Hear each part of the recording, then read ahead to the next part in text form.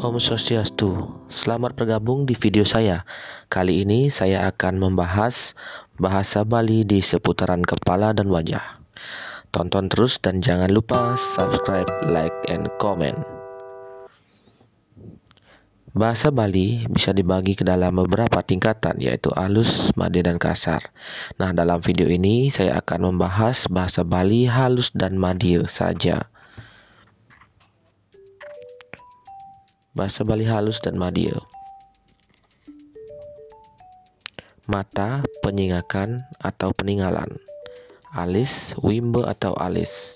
Hidung, irung atau cunguh. Pipi, pengarasan atau pipi. Mulut, cangkem atau bibih. Kening, lelate atau gidat.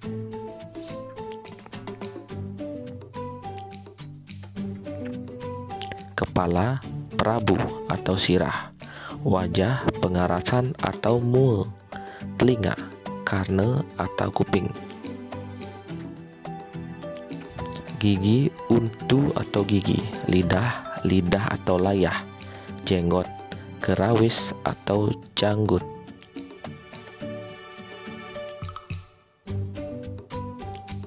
Rambut, rambut atau bok.